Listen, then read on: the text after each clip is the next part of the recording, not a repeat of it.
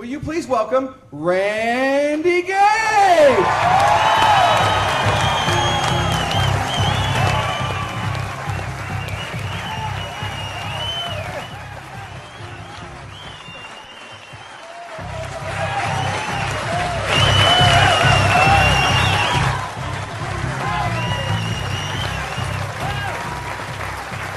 Thank you.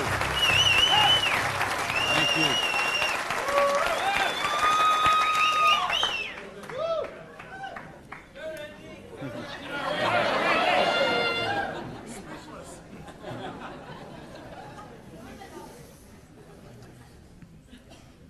So what do you do when your dream dies? Do you sit down and cry? Do you give it up and let it die? Or do you give it one more try? Let me tell you the way it worked for me. I came to work one morning about 11 o'clock. There were two people sitting in a car waiting for me, and I got there. And see what had happened, let me tell you the preview to this. I had a restaurant, bought it with a partner of mine. We kind of bootstrapped the thing. Didn't really have enough money to start it like we should have.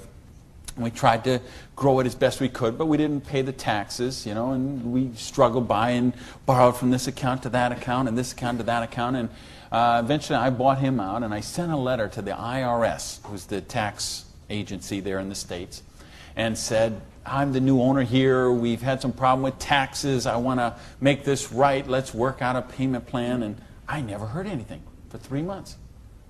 So I sent a check in there. Here's a deposit, $1,000, good faith. Didn't hear anything for 3 months, so I sent another check, another letter. Never heard a thing for a couple of months until that morning. They're waiting on the car. You Mr. Gage? Yes. I'm Agent so-and-so. This is Agent so-and-so. We're here from the Internal Revenue Service. We have your letters here. We have your files here. And we know you have $15,000 in back taxes. So we need that money. There's a 100% penalty because they were not filed. So that's $30,000. And then there's the late fees and the interest payment and the this and the that. And we need $37,000 today, or we're going to seize your restaurant. So I was like, I must have left my checkbook at home, right? And so I called my lawyer, I called my accountant. They all said the same thing. There's nothing you can do, Randy. You've got to work something out with these people. And I remember hiring a consultant who used to be an IRS agent, and she negotiated with him. She called me one day and she said, Randy, we're at the end of the road. The way they keep compliance is they have to set some examples sometimes, and you had a busy delivery business and they saw those cars going all the time with the signs on them, and they need to make examples, and they just want to make you an example. And so they auctioned off the place on the courthouse steps, $500,000 a year operation. They auctioned it off for $11,000. And I couldn't beg, borrow, or steal $11,000 to get it out of hock, so that was the end of my dream. And I remember driving along in the car that day, not even my car because I didn't have a car anymore. I remember driving along in my friend's car and crying in the car, thinking, I have to call my mother and tell her this. I have to tell my friends this. I mean, I was so ashamed. I was so humiliated. I didn't know what I could do. How was I going to tell people that I had lost my business? And between the $37,000 I owed those guys and then the money I owed for the vendors, whatever money I had left that day, I took and paid off the employees and said, this is the last check you're going to get, so do what you can with it. And that left me $55,000 US, $55,000 in debt. No house, no car, no credit cards, no job. And what do you do in a situation like that? Well, when you have your dream. And see, that was the biggest dream I had at that point in my life. Because as you heard from Ford, I'm a high school dropout. I started off as a dishwasher in a pancake house.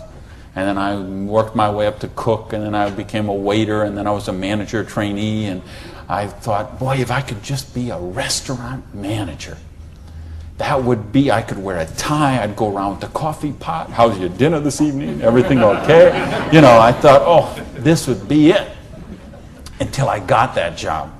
And then I realized I worked 60, 70, sometimes 80 hours a week for a fixed salary. And, you know, and then I became like the problem store manager, and they sent me around to different cities whenever they had a store losing money. They would send me there, and it was my job there to go and be the turnaround guy. So I'd go in and work on the payroll, work on the food costs, the controllable expenses, make the thing profitable, and they'd send me somewhere else. I lived in 18 cities in 5 years. So think what kind of home life you have, what kind of friends. You don't have any friends. You don't, you know, because people stop calling you. Because every time they call you, you're always working. And you never go to the movies, and you never go to dinner, and you never go anywhere, so they just stop calling you. And your work becomes your life. And I know we got people in this room tonight and people watching on this film today who going through the same thing. We get out of balance. We get so busy chasing our income, we forget about living life. We forget about living our dreams. So anyway, that was my dream. I thought to run a restaurant until I got it. And then I said, well, this is crazy. I'm minimum wage here. When I divide all these hours I'm working with what I'm doing, I know what I got to do. I need to own my own restaurant. That would be the dream. And that's the great American dream, of course, and back in the States, is you get your own business and you start it up. And so that's what I did. And I saved my money, and I worked hard, and I played by the rules, and I did all the stuff you're supposed to do, and I got that restaurant. Until that day when it all ended like that. And all of a sudden, where do you go when you don't have that dream anymore? And, you know, in my case, I had to back up, and I'll talk about that in a sec, but I don't want to talk about me tonight. I want to talk about you tonight. I want to talk about your dream. I mean the big dreams, the bold, daring, imaginative ones you had. The ones you had when you were 15 years old, and 18 years old, 20 years old. Because you know what I see people give up on their dreams. And it seems the older we get, the more we give up on our dreams. And you know, talk to any kid who's 15 years old, and they know they're going to have a great car when they grow up, and a great house, and a great job, and a wonderful spouse, and they're going to be rich, and they're going to be successful, and they're going to be an astronaut, or a football star, or a rock star, or whatever, right? There's no limits to what they can dream. And what happens along the way? They get out, they go to school, they get out as 22, 23 years old, all of a sudden they take a job they don't really want. It's not their dream job, but they figure it'll do for right now. And then maybe they find out about another job, and that's not their dream job, but it's a little more money than the last one. And they meet someone along the way, and all of a sudden there's two, and then there's a little baby on the way, and there's another baby, and then there's diapers and formula and braces and all of those kind of things. And all of a sudden they take another job that's 500 miles away, but again, it pays a few $1,000s more a year, so they take that job. And all of a sudden you're 35 years old, you're 45 years old, you're 55 years old, and you forgot about your dreams. That's what tonight is about. I know you heard it's a business opportunity. Nah, it's a dream opportunity. How to get your dreams back. I notice this because I like sports cars. Some of you all know me. You know, I got a car thing going on. And it's funny, I'll be sitting at the light in one of my Vipers, let's say, and some car will pull up next, and there'll be a guy driving there, and he's got his 2-3 kids in there in the back, and they'll roll down the window, "Hey, Mr. Viper, man, cool car, man, and, you know, rev the engine up. I can't wait. When I grow up, I'm going to get a Viper." And kids say that to me all the time. "I grow up, I'm going to get a Viper." Now, Dad doesn't say that.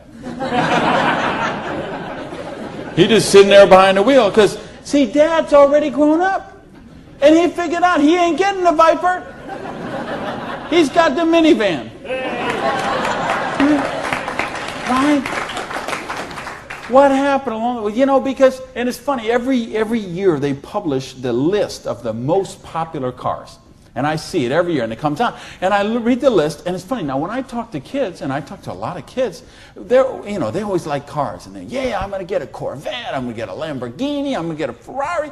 And then when they publish this list of the best-selling cars, it's Toyota, Camrys, and Holdens, and Mercurys, and Ford Escorts, and Geo Metros, the broke-mobiles. Right? These are all cars they make for broke people. You see that? Like the Holdens you got here. Right? And the Toyotas we got there, and the Chevys we got there, and the Buicks we got there. They make those things for broke people. Now, how come when I see the list of the top 10 things, I don't see Ferraris and Lamborghinis and Rolls Royce and Jaguar and Bentley? Because they gave up on their dreams. They said, well, this is the car we got. There's room for the car seat in the back, and we can afford the payments. And they settle for a car. And they settle for a house. And they settle for a job. And they settle for a life of quiet desperation. When they could be living a life of joy, challenge, growth, adventure, and prosperity. That's what tonight's about. I want you to think about, really, here's the challenge I would give you. I want you to think of 5 things you would do, have, or become if money was no object. I mean, really think about this, okay? You don't have to write it down. I just want you to think about it. But think about if you had Bill Gates' kind of money, if you had Larry Ellison's kind of money, if you were one of these .com billionaires, would you be driving the car you're driving right now that you got here today in? How many people, tell the truth now, if money was no object, how many people would have a different car in the parking lot tonight? Okay. Now, if money was absolutely no object, you had 30, 40, 50, 60 billion dollars, how many people would have a different roof over their head when they went home tonight? How many people have a better wardrobe? Ladies, how many of you would have bigger closets? Right? Yeah. So this tells me something. This tells me you do have dreams. And you want to live them, or you wouldn't be sitting here tonight. See, most of Australia tonight, most of New Zealand tonight, most of the United States, UK, everywhere where they're watching this video, most people aren't gathered like this. Most people are sitting on a recliner, rubbing the hair off the back of their head, drinking rancid fermented hops, watching the Idiot Box. 6 hours a day. And this is their life. Monday morning, 6:30. The alarm clock goes off. And they hit the snooze bar. If I could just get 15 more minutes. And they wait 15 more minutes, and they hit the snooze bar again, and they get 10 more. And then they got to get up, and they rush in the shower, and they jump in the car, and they buy their breakfast through a drive-through somewhere, and then they go to a job they don't like or actually hate. 85% of them, a job they don't like or actually hate, and they get through Monday till 5 o'clock or 5:30 or 6 o'clock, and then they go out and they face the traffic going home. They probably get drive-through dinner somewhere, dinner in a bucket to take home to the kids, get in front of the Idiot Box and sit there in a coma till they fall asleep, or they crawl into bed until Tuesday morning, 6:30, it starts all over again. Wednesday, hump day. Thursday, we're almost there. Thank goodness it's Friday. Because you know what Friday means, right?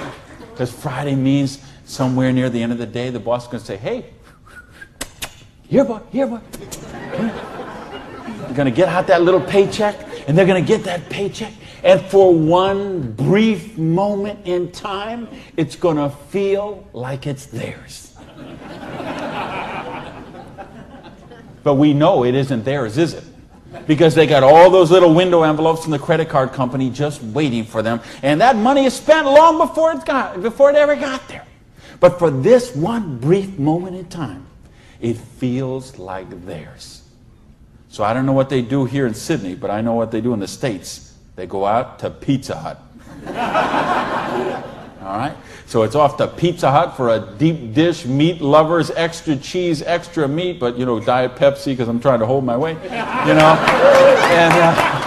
off to the Pizza Hut, and then it's off to the neighborhood video store where they rent 3, 4, 5, 6, 8, even 10 videos to get them through the weekend. And they will spend their entire weekend sitting on that same recliner, rubbing that same hair off the back of that same head, drinking the same rancid fermented hops in a coma all weekend long, video after video after video, so they don't have to think about their life of quiet desperation until Monday morning, 6:30, when it starts all over again.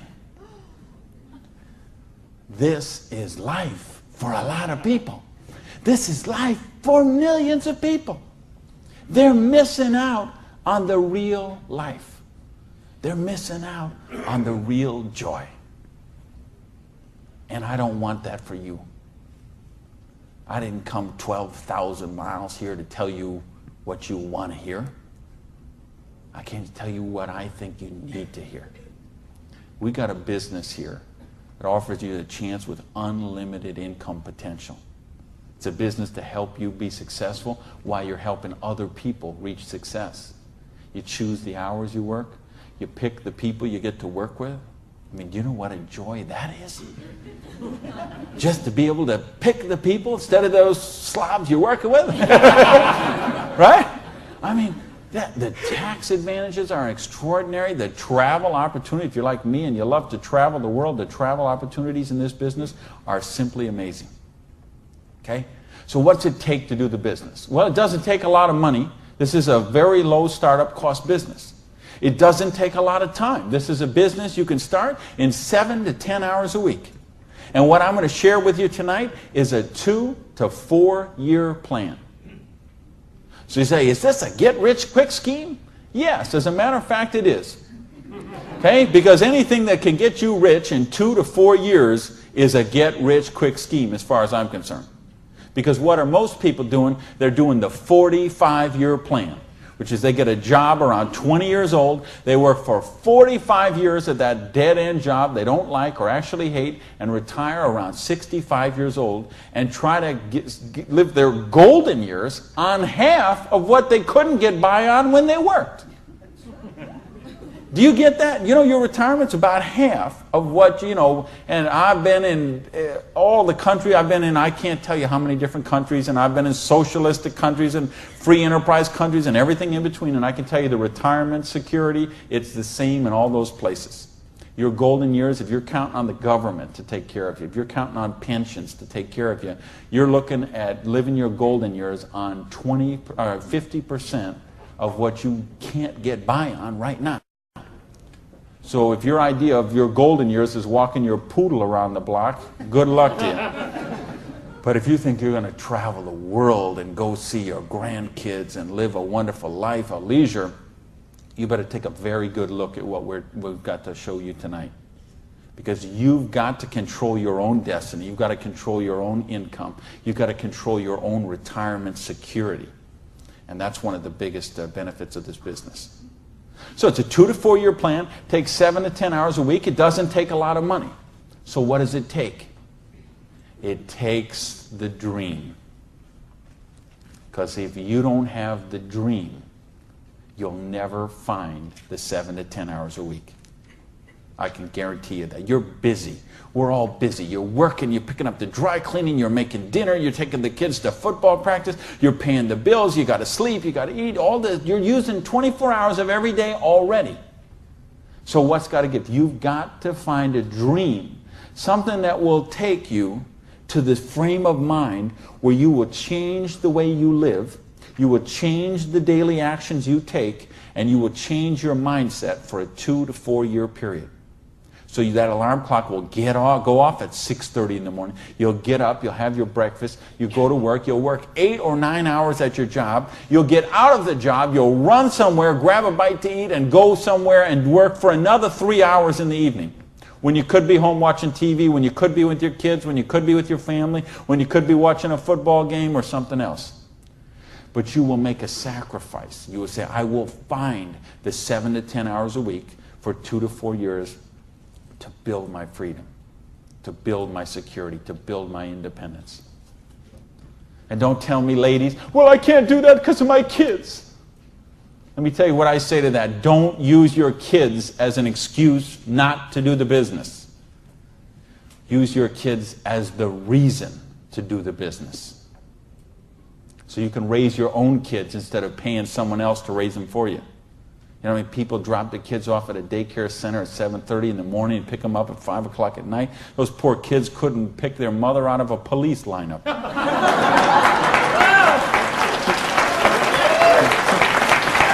Right? Don't use your religion as an excuse. Let me tell you, I missed a lot of church for a couple of years while I built my business. I was doing meetings on Wednesday nights instead of going to church on Wednesday night. Some Sundays I was in a different city working with a long-distance line instead of being at church. But you know what happened? I tithe 10% of every penny I make to my church. And I make a lot of pennies these days. Okay, some Sundays, we seat 800 in my church. You know, some Sundays, they put that basket around and it starts here and it goes all the way down the aisles, all that just like that. And you know, sometimes the check that I put in there equals the checks of 799 other people all added together. That's what missing a few days of church did for me. Gave me time to serve on the board of the church, 2 years as the president, a couple years more as the Blue Ribbon Committee. I've been able to contribute to the church. I've been able to teach a class on prosperity on that. See, I couldn't do that when I was broke. Do you really get that? You can't do these kind of things when you're broke. You can't help your kids when you're broke. When you're so busy trying to pay the bills, you're so busy trying to cover the mortgage, you're so busy trying to pay the rent, you can't live life. And that's not the way life is meant to be lived. I came here because I want you to have an amazing life like I have. And I believe me, I have an amazing life. I live in my dream home. I live on the ocean, okay? I go to bed every night, I hear those waves crashing on the shore. I wake up, I go down, and I got a beautiful car to get into. I have beautiful people in my life. I have wonderful health. Everything is, I make more money every year than I did the year before. I am living a dream that is just wonderful. But I made some sacrifices along the way. And that's what I'm saying to you. Make some sacrifice. Take 2 to 4 years. Make a commitment. When you walk out of here tonight, make that commitment. Not to your spouse, not to your sponsor, not to me, not to yourself. Make a commitment to yourself that you're worthy, that you're worth it, that you will think back. And that's what I want you to really do, is say, okay, what were your dreams when you were 15? What is the house you would live in if money is no object? Do you have a picture of it somewhere that you carry around to fuel you? What is the dream car you want to be driving? Is it a red Lamborghini Diablo, Ferrari Testarossa, Bentley, Viper? What is it? Do you have a picture of it in your wallet? You got a picture of it in your planner? You have a dream board with it up somewhere? You got it up on the mirror in the bathroom? You got it up on the refrigerator in the kitchen? How much time you want to spend with the loved ones in your life? How much money you want to give to charity? I had lunch. Funny, I just got invited to be on the board of directors for the Florida Philharmonic. I'm so honored they asked that, and I'm proud to be a supporter of them. I'm so proud to be a supporter of the opera and the Young Artist Program and all kind of charities. Fascinating thing, though. I had lunch with the guy who invited me to be on the board. He gave $1 million to the Philharmonic this year. $1 million so they can play beautiful music. That's money. That's money with a capital M. That's living a life of dreams. That's living a life of wonder, of joy, of adventure and growth. And that's what I want for you. But you got to know what that is. So please, those 5 things, what would they be? And maybe you're going to give $1 million to your church, temple, or synagogue. Maybe it's you want to take a year off and Study ballet. Maybe you want to take 6 months and go on a cruise around the world. Maybe you want to fly in all your family from all over the world and have a reunion. Maybe you want a house in Paris and a house in Hawaii and a house in San Diego and a house in Berlin. I don't know what it is for you, but you have to know what it is. Or nothing I'm going to talk about tonight is going to make any sense to you. You'd be better sitting home watching Survivor, Big Brother, Fear Factor, whatever one of those shows. You could sit watching any one of those shows instead of be here tonight. Because if you're here tonight, you got to know what your dream is. And we can show you. I will draw out on this board. I will draw out a way and show you how you can live those dreams. And I'll show you how to build some residual income, some retirement security, and you can just do the numbers yourself, okay? And you could say, all right, is there any of those 5 things that I would do, have, or become that I can get with what I see here on this board? The difference is, and here's the secret, okay? You wonder, okay, I know there's nothing for free. There's always a cost. Here's the thing. Here's the secret of everything I'm going to talk about tonight has to do with leverage. It's getting you out of the trap.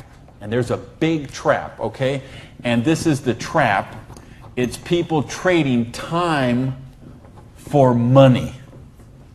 You work 40 hours, you get paid for 40 hours. So you work 40 hours and you get paid $400 a week. If you're sick half a day and you only work 35 hours, you get paid $350. If you need some extra money because there's something that you want to do, you put in some overtime, so you work 45 hours, so maybe you get $450. Well, you know what? That is trading time for money. Time for money. Hours for dollars. Hours for pounds. Hours for dollars. Hours for cougar ranch. Whatever the currency is. If you're trading time for currency, you can't get wealthy. It's a trap. You got to put some leverage to work somehow to get out of that. Because this is what keeps people broke. So in my case, when I lost my dream, and I started all over again, I said, well, I got a choice here. I can go and live like most people do and live that life of quiet desperation and just mind my own business and do the thing and be a worker drone in the collective like everybody else. Or I can go after my dreams again. So I began a study of prosperity. Because when you're $55,000 in debt, no house, no car, no credit cards, and you start selling the furniture, things look a little different. Anybody here ever sell your furniture for your business? Interesting scenario. Here's what I found. The end tables, not a problem. Coffee table, no big deal. Kitchen table, hey, you can always eat in the sofa. Lamps, no big deal. You got the light in the kitchen on the ceiling. But the sofa and the bed and the TV. How did I know you'd know that? The bed, the sofa, and the TV, they gotta be the last to go. Because see, I don't know if you got it here, but what we have in the States, we have infomercials on all night long. So once midnight hits, these infomercials start, and they're all about how to make money. So what do you do when you're $55,000 in debt and you're sleeping, with no furniture and whatever? You sit up all night and you watch infomercials. And then you sleep all day and you're so depressed, and you get up and you read the one ads and you think you don't have bus fare to go to the job interview, and you think how miserable your life is, and you eat macaroni and cheese 3 times a day, which is what I did for weeks and weeks and weeks. So I'd get up, sleep, mope around, eat my macaroni and cheese, and then midnight would start the infomercials. And I remember we had a Vietnamese guy named Tom Vu. I don't know if you ever saw that here, this infomercial. He had one of those courses on how to buy real estate, no money down. So one night, it's 3 a.m., I'm sitting on the sofa. Tom Vu comes on. He says, "You, sitting on the sofa! You, it's 3 a.m. Now I know he's really worried, because it's 3 a.m. I'm sitting on the sofa. He said, "You sitting on the sofa at 3 a.m. Your wife's asleep. Your baby's asleep. You are a loser. Nobody cares about you. You are a loser. If you don't buy my program, you deserve to be broke."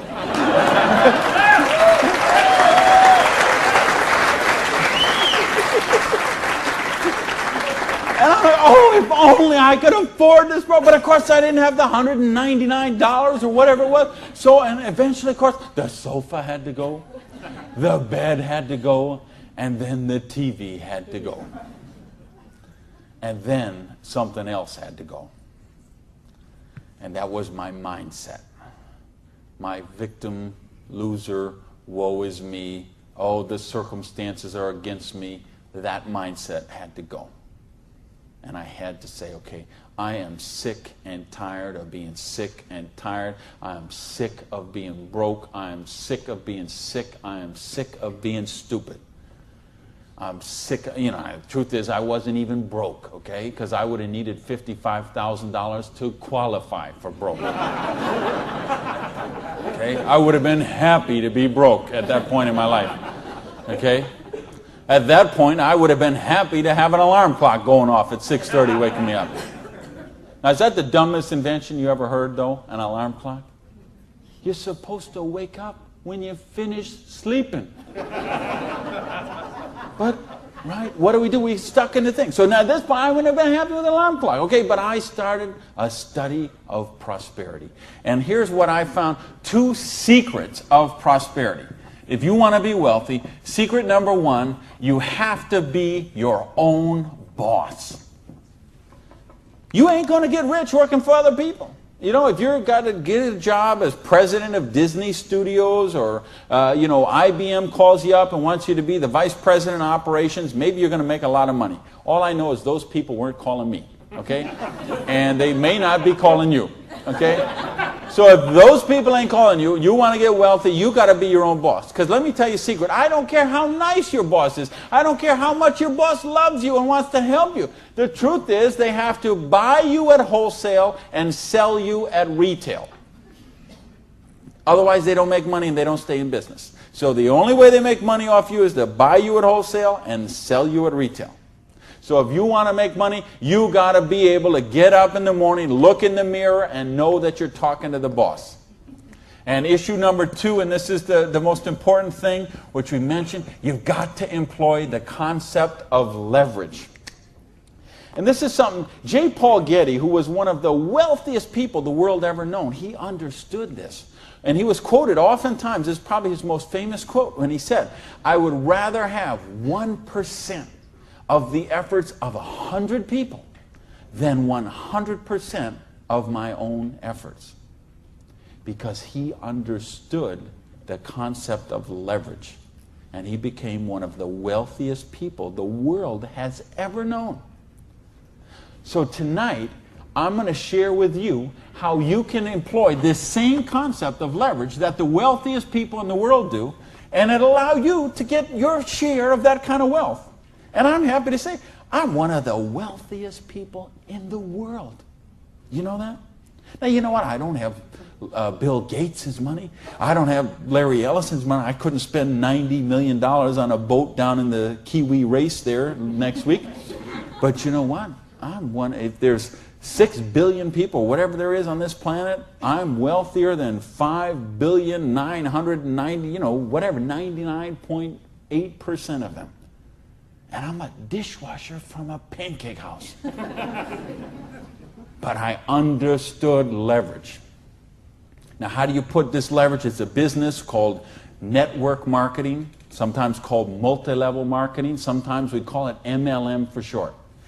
What is it? It's a business that allows you to leverage the efforts of other people who have a dream and are willing to trade that 7 to 10 hours a week to get a dream.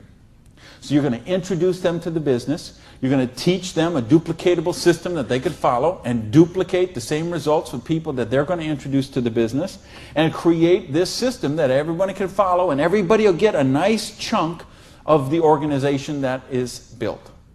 And because you direct your own organization, because you are your own boss, you get some residual income out of the efforts of the people that you introduce to the business.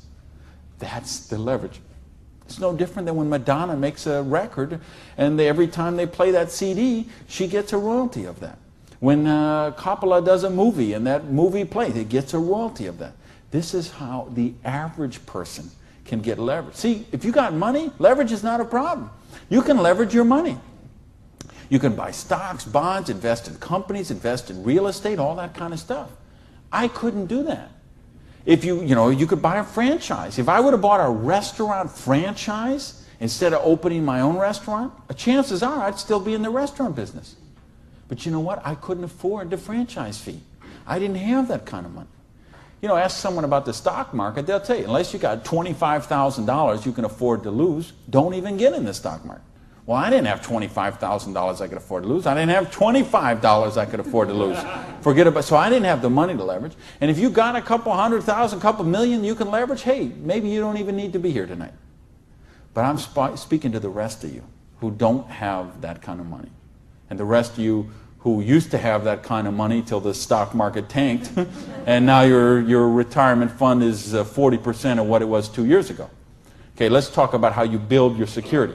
Well, so what is network marketing? It's just a new paradigm in distribution. Been around for over 50 years now. And it is, why I say it's a new paradigm in distribution is because it's changing the way we get products and services to the consumer. And with things that have happened recently, like the internet, overnight shipping, satellite, telephone, fax technology, all of this stuff is driving network marketing to be a bigger force today than it has ever been. So it's been growing consistently for more than 50 years. There are somewhere between 14 to 16 million people in the network marketing direct selling industry. And it will do somewhere between 70 and 80 billion dollars US this year. So this is a very credible business. And if you've been reading the financial papers the last few years, you've seen it mentioned in the Wall Street Journal, had front page cover stories on Success magazine, Forbes magazine. The mainstream press is really starting to pick up on this. Now, why is that happening? Is because it's the future. It's what has to be, because what has happened in the past doesn't work anymore. In other words, here's how it used to work in distribution. We'd have a manufacturer. They would make a product. They would sell it to a wholesaler who would buy it, resell it to a rack jobber who would buy it, resell it to a retail chain. They would buy it, send it to a warehouse somewhere, sits in a dusty warehouse for 6 weeks, and then it gets transferred by truck, maybe it goes to the store, and then you come in the store and you buy this product. Well, they had to make money, they did. You have all these parasites who were taking money out of your product. I say, why am I calling all those people parasites? Well, it's not that they're not nice people, it's just that made sense 100 years ago. It doesn't make sense today. Because today, we can have a network marketing company manufacture a product and send it direct to a distributor who in many cases is the end consumer, and in other cases is just conversationally marketing the products with their friends, neighbors, and relatives, and we eliminate all these other people in the middle. So look at the difference. This made sense 100 years ago. Something came by boat over here. Maybe it went from California, it went on a ship, came to the East Coast here, and then it was transported across Australia over to the outback. It was the same thing with us. We used to get stuff from England, and it would land in Boston or New York, and then it would go by stagecoach across the country, and then it went by train, and then it went by truck, and this is the only way it worked. This is all we knew. Then we got fax machines, we got the internet, we got Federal Express, UPS, overnight delivery, we got 800 telephone numbers, we got fax machines. All of a sudden, this doesn't work anymore. It's a broken model. Why do you think so many businesses have been in bankruptcy in the last 5 years? And I mean big name, 100, 200-year-old companies, retailing giants like Macy and Stalwarts that we would think have been around forever. They went into bankruptcy court. Why? Because they have a broken distribution model. This is the model of today. This is the model of the future. And with what we're doing now with internet and 800 numbers and ordering, this is going to get just bigger and bigger and bigger. So what this does is this allows you an opportunity to participate on a new paradigm in distribution. I want you to think when fortunes were made. They're made in revolutions. The agricultural revolution made a bunch of rich landowners. The industrial revolution made a bunch of rich factory owners and business owners. If you think of Carnegie, the steel, the Amoco people, the Standard Oil people, the Henry Ford and the Chryslers, and think of all the old money today. It all came from the families we know today. It came from the Industrial Revolution. So now we have the distribution revolution. So what this means is that 50 years, 75 years from now, there's going to be a meeting at a hotel somewhere in Sydney, Australia, and they're going to say, think about the old money today, the Gage money, the Hawkins money, your money, and say that was made in the distribution revolution. Because they saw the power of the internet, overnight shipping, fax machines, 800 number, and how to put all this together into the new paradigm of distribution. This is what we're in right now. And I believe the next 2 years is going to be the biggest years of growth in the history of the industry. And you could be a part of it. Well, your income 40 years from now is going to be present on what you do for the next 2 years. Now notice we have all this money that got wasted before. Where did it go? Well, there's two places it goes. Number one, it goes to product research and development. And I'm going to talk about that in just a little bit. And the other place it goes is right here to you, the distributor. The people who actually get involved with the business. All this money that you use, because see, sometimes you could go to the store, you could buy a box of cereal for $3.50. The actual cereal, the cost of that cereal might be 40 cents, 35 cents. What is all the rest of that money? It's all this wasted layers of distribution. So see, that isn't necessary anymore. So that money gets freed up, and because you are a pioneer of the industry, because you are somebody with a vision and a dream, and you're willing to trade the 7 to 10 hours a week to get the dream, you are going to cash in about that. I want to sketch out how the business really works, so you get an idea how the money takes place and how you can participate in that. I guess, is this? I think this is, I found the secret. You do it a little different here down under. All right, let's talk about how you make money in the business. You, not me, not them, you. How do you make money? Well, you got a dream. You're willing to trade 7 to 10 hours a week for 2 to 4 years to get your dream. So you sponsor in the business. Okay, you make that commitment. Your sponsor says, all right, I'm going to work with you, train with you.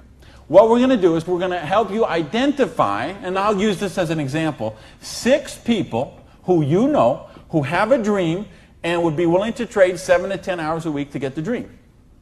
Fair enough? Everybody follow me so far? Everybody follow me so far? All right, just making sure you're not nodding off over there. All right, now let's suppose that everybody involved in the business produces a volume this first month that you get involved in the business of $100. Now notice I didn't say $1,000 or $10,000 or $100,000. I said just $100. Why? Because I want to show you this is very simple, very duplicatable, very doable for everyone. The secret of this business is leverage. We have a lot of people doing a little bit, just 7 to 10 hours a week. So now if you and each of the 6 people you introduce into the business produce a volume of $100 the first month, you'd have $700 worth of volume in your organization, right? Now, we have a lot of different companies represented here tonight. It's all kind of different pay plans.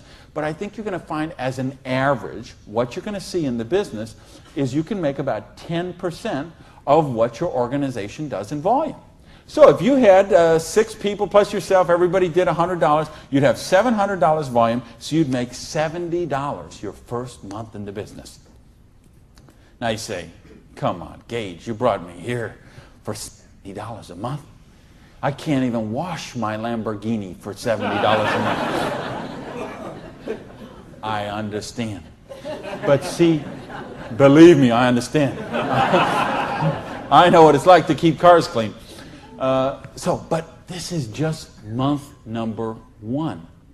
And how much, if you're a doctor, and by the way, if you're a doctor, if you're a lawyer, if you're an accountant, you know what plan you work under? Trading time for money. Just like the bus boy at the Denny's restaurant, the doctor, the lawyer, the accountant, trading hours for dollars, same thing. So how much did you make when you learned to be an accountant? You probably went to school for 10 years. While you learned to be a nurse, when you learned to be a doctor, when you learned to be a lawyer. Think how many. You didn't make anything. So don't be crying about your lousy $70 here, okay? Because you're learning the business. Because look what happens next. Now, the second month, we're going to say, we're going to help you help your people. We're going to teach you that duplicatable system to teach your people. And we're going to have them, now we're going to say they're not quite as bright as you are, okay? They didn't quite get this as good as you did. So they each got 5 people that they're introducing to the business, all right? Now, of course, it will not work out exactly this way, because I know some of you accountants there are sitting there thinking, okay, this guy might only get 4. Don't worry about that. I'm just making an example. So you got the 6, and this 6 each got the 5. Well, that would put 30 new people in your organization. Plus, you still have the 6, plus you got you. So now, the second month, you'd have 37 people, each doing $100. How much would that be? $3,700, right? So 10% of that would be how much? $370. Now you say, okay, $370 is a nice little pin money, but it still isn't going to buy my Lamborghini. I understand that. But that's just month number 2. Because all of a sudden, look what happens. There's 36 other people who are, now they're not working for you, they're working for themselves. So they're not calling in sick, they're not stealing paper clips to take home, okay, none of this stuff. They're all working for themselves, right? Now, what happens when we duplicate the process? And we say, now we're going to teach them how to teach their people. And you say, well, how do you do that? We've got a complete step-by-step duplicatable system to show you how to do that. You're going to teach your people how to teach their people. So we say, what if those 5 each just got 4? Now, why I'm doing this? Because I want to be really, really conservative. If I showed you what could really happen, I'm afraid you might swallow your teeth. So I'm going to be very conservative. So now if the 30 people each just got 4 people, now we'd have 120 new people in the organization. They don't work for you, they work for themselves, 7 to 10 hours a week, they're building a dream. 120 plus the 30 plus the 6 plus you, that's 157 people. Everybody just doing, not 1,000 a month, not 10,000 a month, not 100, $100 lousy dollars a month does $15,700 income or volume, which means your income for month number 3 would be $1,570. Now, all of a sudden, we have a little money we could play with something. We could do something with $1,500 a month. Do you know how many bankruptcies would be avoided with $1,500 a month? I would make a bet to say of all the personal bankruptcies, and there's been a record year for personal bankruptcies the last 6 or 7 years in a row. Every single year has broke the record from the year before. And I had someone very close to me did this just a couple of years ago. And I'm telling you, I bet 90% of them would be eliminated with $1,500 a month. In fact, 90% of them would probably be eliminated with $300 or $400 a month. Just this much, the $370 a month, would help most people that they could just start paying down their credit cards instead of paying those minimum balances every month. By the way, do you know how long it takes to pay off your credit card if you're paying the minimum balance every month? 10 years? 20 years? 30 years? 40 years. That's how long it takes. So if you're paying the minimum payment every month, get happy, because in 2042, you're all paid off. All right, now we're going to go down one more level. Now we're going to say, what if the 4 people each just work with 3 people? Now again, everybody's not going to do it this way. Some are going to do it more, some are going to do it less, but I just want you to see how it works. Now the 120 people each do 3 people. That give us 360 people, plus the 120, plus the 30, plus the 6. This comes to how many? Somebody help me. I'm a high school dropout.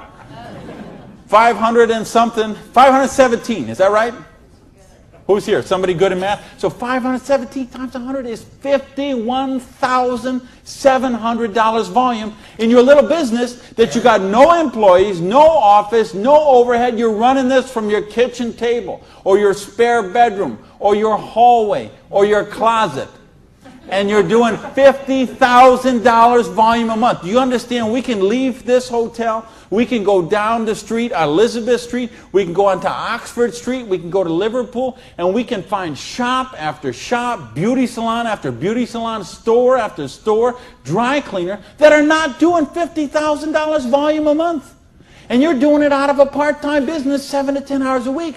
Why? Because you're using leverage. Do you get this? Yes! Because, I mean, do you really, really get this? Yes! Because, let me tell you a secret. If you get this, you're not going to sleep very well tonight. Believe me, I have spent many a night just laying on the pillow, looking at the ceiling, and seeing 6 get the 5, get the 4, get the 3, okay? If you understand this, now we're talking $5,170 a month.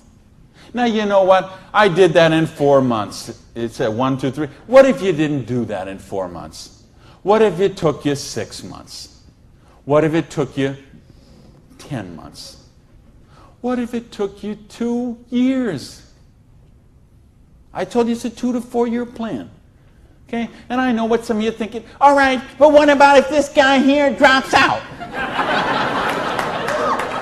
We got it handled. Okay? We have a thing called dynamic compression, and so we know when someone drops out, we eliminate that volume, we move up the next qualified person, and the whole organization moves up. So we got that covered too. Okay? So, but what if you didn't do this in 6 months? What if you didn't do it in 10 months? What if it took you 2 years? Would it be worth trading 7 to 10 hours a week for 2 years to have an extra $5,170 a month? Yes or no?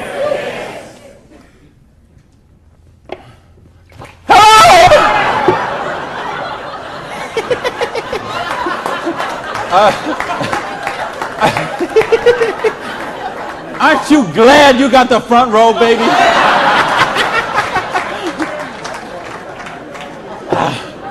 Now, let me get some more water here. And let me ask the question again. Would it be worth trading 7 to 10 hours a week for 2 to 4 years to get an extra $5,170 a month? Yeah! All right. Thank you. That's a little better. That's what I'm talking about. When you get this, when you really get this, you're not going to sleep tonight. Because you see how a dishwasher from a pancake house could become a multimillionaire. You see how a farmer's wife from Utah could make $80,000 US a month. You see how a woman with 2 kids and an abusive husband could leave her husband and become a multimillionaire. You see how people on welfare can build complete financial independence. And they can do it with integrity. They can do it with honor. They can do it with helping other people, giving value, contributing. That's what we got to offer here. So see, now you say, okay, all that sounds good. It looks good, but what's the problem? What is the $100? Well, I told you, remember that whole distribution model? We have all of that money that used to get wasted. Now that goes into product research and development. You will see some of the most cutting-edge, state-of-the-art products in network marketing that you won't see anywhere else in the world today. Some of the best scientific breakthroughs, some of the best health breakthroughs, some of the best wellness breakthroughs, medicine breakthroughs, herbal breakthroughs have been personal care products, environmentally non-toxic, natural products. Some of the most breakthrough products in all of those categories have been brought to the marketplace because of network marketing, because they have the time, the money, the research, the resources to do that kind of research.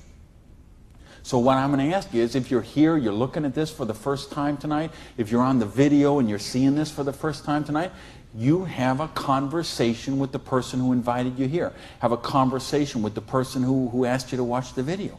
And they will give you a catalog. They'll give you some brochures. They might have some tapes, some videos, some other things, and you'll find out about these products. What I want you to see tonight, right now, is the big picture. how the distribution model works, because this is how fortunes are made. People who recognize new paradigms become pioneers in those paradigms, and they reach the reward for generations sometimes. So the products are there. Next question is, say, what about the support? I don't know anything about this business. I've never done it before. How can I do the business? Well, that's what the system, we keep talking about a system. In other words, we've got a system where we're going to teach you how to do the business, and we're going to teach you how to do the business while you actually do the business. That's why we've got this presentation up on the internet. That's why we have this meeting in this hotel here tonight. You have a sponsorship line. So you see, a lot of people say, well, I don't want to be this guy here. I want to be this guy right at the top, because look at all these people he's got under him. Well, you know what? This guy or this gal down here, this person and this person and this person and this person, and all the way up to the company, all those people work for that person for free, because every one of those people have a vested interest in their business. So you want to have 150 people between you and the company, because they all work for you. So they will go with you, and they will do two-on-ones with you. They will go to your prospects and sit down at a coffee shop and bring a notepad and explain the business to them. They'll conduct meetings like this where you can bring your people and let them see what the business is about. They'll bring in speakers from all over the country and sometimes all over the world, so your prospects can see and meet and learn from some of the most successful people in the business. There's conference calls, there's monthly newsletters, there's regional trainings, there's company conventions, there's audios and videos and brochures and booklets and catalogs. There is just hundreds of little tiny things that are all designed for one particular goal in mind: to make you successful. See, you are in business for yourself, but you're not in business by yourself, because you have that whole support network of people to help you build the business. So, and that don't happen when you open up your own, and you know this, most of you in this room, you know, if you've ever been in the restaurant business, like I have, you know what I'm talking about. If you own a beauty salon, you know, if you own a little store or a shop, you know you don't own the business owns you. And you know, if you work for someone else, you're never going to get wealthy that way. So what we've got tonight is a model that lets you work for yourself, but not by yourself, and it gives you the option to build your future. Now, I want to give you 3 options. If you're thinking about the business, I want to suggest 3 things to you. Option number 1 is you say to me, you know what, Randy, that sounds good, it looks good, but you know what, I'm one of the 1/2%. I love my job, and I get paid exactly what I'm worth. Well, you know what? If that's you, I don't know how you still made it this far in the room tonight, but if you did, thanks for staying. And then we'd love to have you as a customer, okay? And what I'd ask you to do is to talk to the person who invited you tonight and ask them about the preferred customer program. Because I told you, we've got some of the most cutting-edge, state-of-the-art products that you're going to find anywhere. And the difference is, if someone in this room or someone who asked you to watch this video told you about them, they will become your personal customer service representative. So you're not calling some 800 line that you never met, or sending things off and going into a store and standing around for 20 minutes trying to get someone to wait on you. You're going to have the personal attention of somebody who knows you and cares about you and will look after your needs personally. Now, option number 2 is what we call the small business. You say, you know what, Randy, this sounds good. I like the idea of being my own boss, and I like the idea, or maybe you're looking at a nutrition company and you say, well, I'm a chiropractor, a massage therapist, an iridologist, or physical therapist, and I want to sell this stuff to my clients. Or maybe you're being presented to a personal products company and you own a spa or a gym or salon and you think you could sell them there. Or maybe it's a cleaning product stuff and you've got a cleaning service and you could sell them to your clients. Well, if you're looking to just kind of use the products yourself, buy them at wholesale, and then conversationally market them to your friends, neighbors, and relatives, that's a small business. And if you want to make a couple $100 to a couple $1,000 a month, the small business option would be the one for you. Now, there's one more option, and that's the big business option. Okay? And that's the stuff that we're talking about right now. Meaning, you're not looking just to retail a couple products to a friend. You want to build complete financial independence. You got a dream. You're willing to trade that 7 to 10 hours a week to get the dream, and you're willing to do a 2 to 4 year plan, and you want to work to build that dream. You want to build an organization like this. That's the big business option. If you're looking for financial independence, then that's the option for you. Now let's bring this all together. I told you what happened when when my parade got rained on.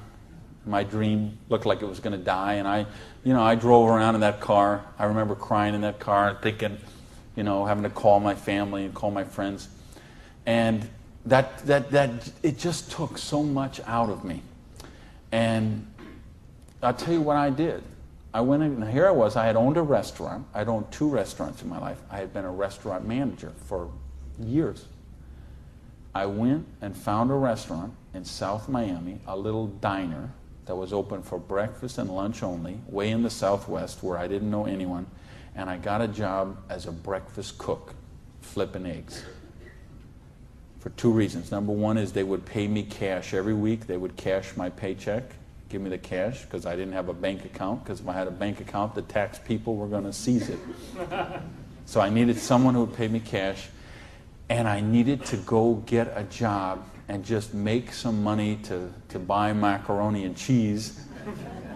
And I had to lick my wounds. I had to take a couple of months and just regroup. I had lost my self-esteem. I had lost my drive. I had lost so much that I just didn't even know where to go. So I needed that time to do that. And so I got up every morning at 5 o'clock in the morning and took a bus down to South Miami to be there by 6 o'clock, 6:15, and flipped eggs every day till 2:30. And I did that all week long. And I did that for months to kind of just get my sanity back, get my esteem back.